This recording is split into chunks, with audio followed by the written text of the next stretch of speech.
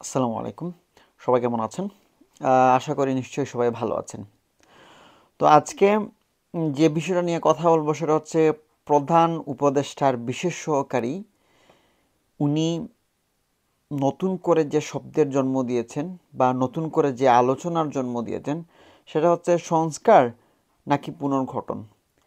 আর আমরা পুনর্গঠন আসলে কোন জিনিসের মধ্য দিয়ে শুরু করতে পারি বা পুনর্গঠন কি আসলে সব প্রতিষ্ঠানের দরকার নাকি সংবিধানের পুনর্গঠন দরকার বা সংবিধান নতুন করে লিখার দরকার।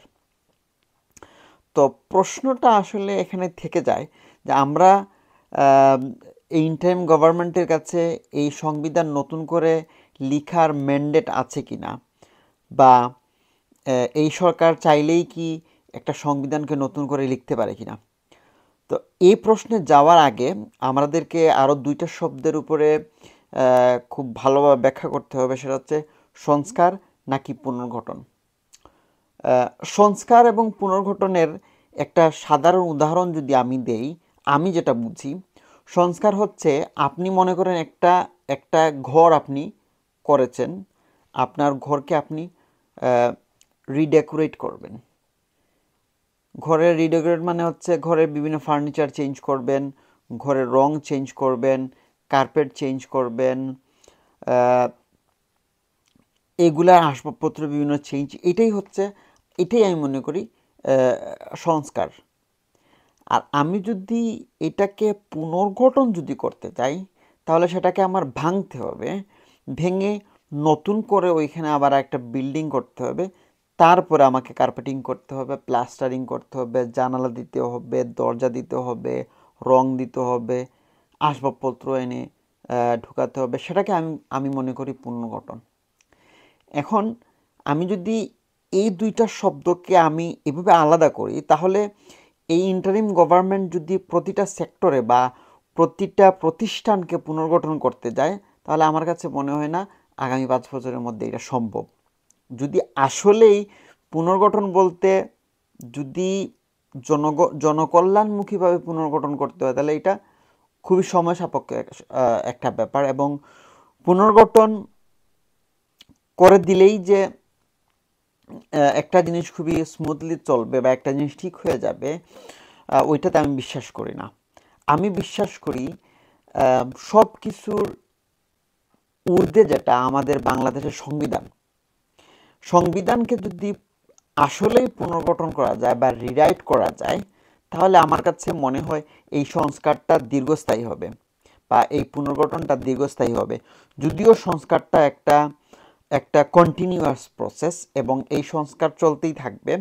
1971 থেকে শুরু করে যদি আমরা 2024 সাল পর্যন্ত দেখি, নতুন করে সংবিধান লিখার বা নতুন করে সংবিধান লিখার প্রয়োজন হয়নি, কিন্তু 1971-এর পর থেকে কন্টিনিউয়াসলি বিভিন্ন ধরনের অ্যামেন্ডমেন্ট এসেছে এবং বর্তমান সংবিধানের যেই অবস্থা, এই সংবিধান যদি আমরা সংস্কারও করি, এখানে একটা সংবিধানটা অনেক টাফ হয়ে গেছে অ্যামেন্ড করা, কারণ সংবিধানের সাতের খ অথবা ঘতে একটা জিনিস উল্লেখ আছে, বিভিন্ন ধরনের সংস্কার করাটা এত সহজ হবে না, কারণ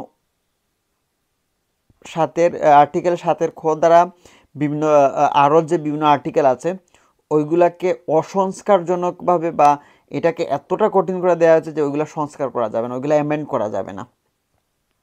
তো আমি যদি এই দৃষ্টিতে দেখি তাহলে এই সংবিধানকে যদি আমরা অ্যামেন্ড না করতে পারি তাহলে কি এই সংবিধানকে সংস্কার করা পসিবল না, বা এবং যদি সংস্কার করা পসিবল না হয় তাহলে এই সংবিধান দিয়ে নতুন একটা স্বৈরাচার সরকার জন্ম নেওয়া খুবই স্বাভাবিক একটা বিষয়।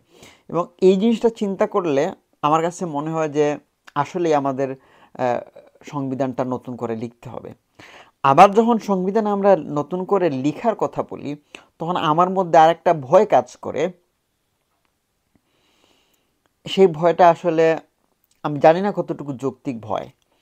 সেই ভয়টা হচ্ছে এই সরকারের লেজিটিমেটি নিয়ে প্রশ্ন আসবে এবং বিভিন্ন ধরনের বিভিন্ন মহল আছে যারা আন্দোলনের জন্য প্রস্তুতি নিচ্ছে, যারা নির্বাচন চাচ্ছে খুবই তাড়াতাড়ি, এবং দেখলাম অনেকেই বলছে যে যতটুকু সংস্কারের প্রয়োজন, নির্বাচনকে সামনে রেখে করা প্রয়োজন, বা নির্বাচনকে সুষ্ঠু করার জন্য যতটুকু সংস্কার প্রয়োজন, ঠিক ততটুকু সংস্কার করে একটা নির্বাচিত সরকারের হাতে ক্ষমতা হস্তান্তর করা। বাংলাদেশের বর্তমান প্রেক্ষাপটে এই প্রশ্ন আসতেই পারে, বর্তমান গভর্নমেন্টের লেজিমিটিসি, আই মিন এই সরকারের ম্যান্ডেট আছে কিনা। আমার কাছে মনে হয় যে এই সরকারের ম্যান্ডেট অবশ্যই আছে। গণ অভ্যুত্থান বা বিদ্রোহ আমরা যাই বলি, বা বিপ্লব আমরা যেটাই বলি, এই বিপ্লবের মধ্য দিয়ে যে সরকার ক্ষমতায় আসে, গণ অভ্যুত্থানের মধ্য দিয়ে যে সরকার ক্ষমতায় আসে, সেই সরকারের উপর জনগণের একটা মৌন সাপোর্ট থাকে। এবং আমরা দেখেছি 2024 সালে প্রতিটা সমাজের প্রতিটা সেক্টর, সমাজের প্রতিটা প্রতিষ্ঠান, সমাজের প্রতিটা গোত্র থেকে মানুষ ছাত্র জনতার আন্দোলনে এসে সংযুক্ত হয়েছে এবং সরকারকে পতন ঘটিয়েছে। সেই দিক দিয়ে চিন্তা করলে আমার কাছে মনে হয় সংবিধানটা রিরাইট করা যাবে, কিন্তু সংবিধান রিরাইট করাটা একটা ডিফিকাল্ট একটা বিষয়, এবং এইটা একটা জটিলতার সৃষ্টি হবে। বাংলাদেশে অনেক কেওটিক সিচুয়েশনের জন্ম দিবে। বিভিন্ন ধরনের চাপ সৃষ্টিকারী গোষ্ঠী আছে বাংলাদেশে, তারা তাদের স্বার্থ রক্ষার উদ্দেশ্যে নতুন নতুন লেখা সংবিধানে বিভিন্ন ধরনের আর্টিকেল সন্নিবেশিত করতে চাইবে। এই জিনিসটা আমাকে মাঝে মাঝে ভাবায়। এই ছিল আজকের আলোচনা। ধন্যবাদ সবাইকে। আসসালামু আলাইকুম।